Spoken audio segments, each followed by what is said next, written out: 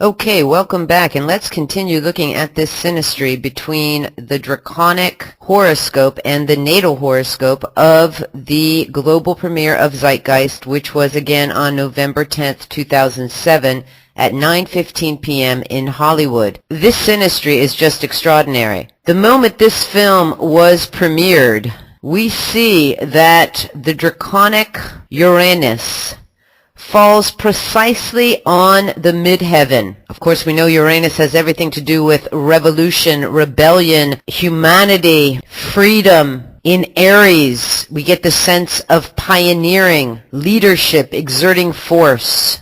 And Pluto, the planet that has everything to do with government, perspectives, perspective change, sits right on the public 7th house, right on the descendant. I mean, this is just extraordinary synastry. You look at those two planets together, Uranus and Pluto, and that brings up turning over the tables, revolution, rebelliousness for change, overthrowing the status quo, creating a whole new perspective, and as well, the drive to attain goals with great effort. Amazing.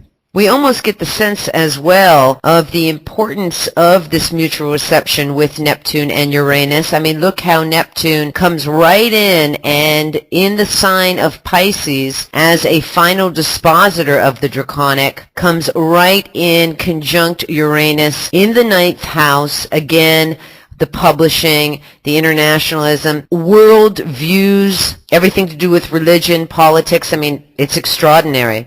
So we see that natal Neptune-Sun square lines up now perfectly with Uranus in the 9th house.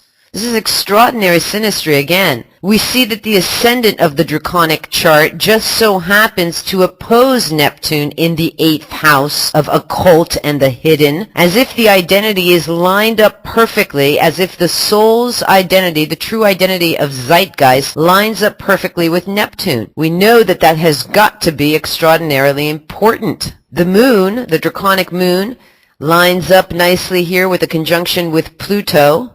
And again, we're talking about a perspective change in the area of belief systems, religion, everything to do with Sagittarius, thought. Another interesting configuration here is how Venus and Mercury line up together in the final degree of Libra. And always when we have a Venus with Mercury, Mercury with Venus, we have the sense of idealism. Is the film perhaps too idealistic? I just throw that out to you, but it's interesting to see that those two planets line up. And it's just interesting that the 30th degree of Libra in Sabian symbols is 3 mounds of knowledge on a philosopher's head, and this degree pairing brings in a motif of build it and they will come. The gifts of heaven and earth come to fruition in the realized man.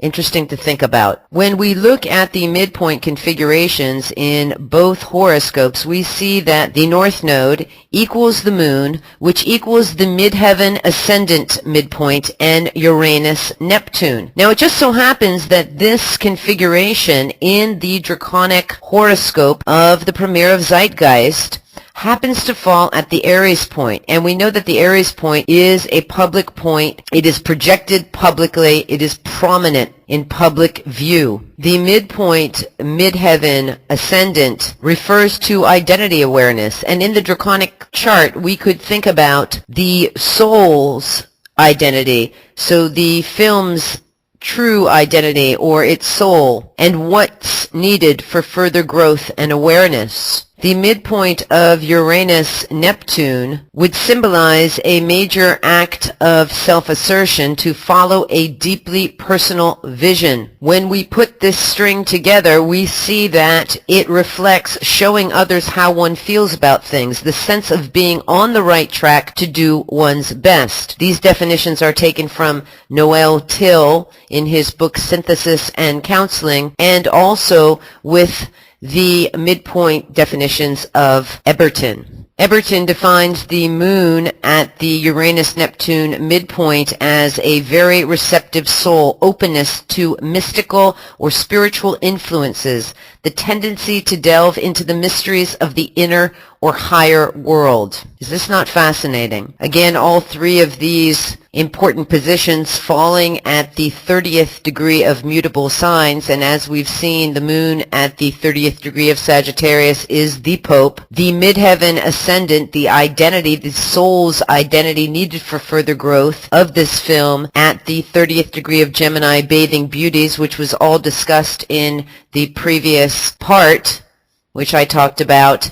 And we see that the Uranus-Neptune falls on the 30th degree of Pisces, the great stone face. The motif for this pairing is knowing when to call a bluff, character, integrity, and selective inattention. Apply this degree pair with a mind to the genius for knowing what is of immediate importance. Promoting standards of enduring trust. Consider uncompromising integrity and honesty, being totally absorbed in what calls one's attention, finding oneself in higher service to all mankind. It seems as if this was the right moment for the premiere of Zeitgeist based on what we've seen between the natal and draconic horoscope for that moment of its premiere.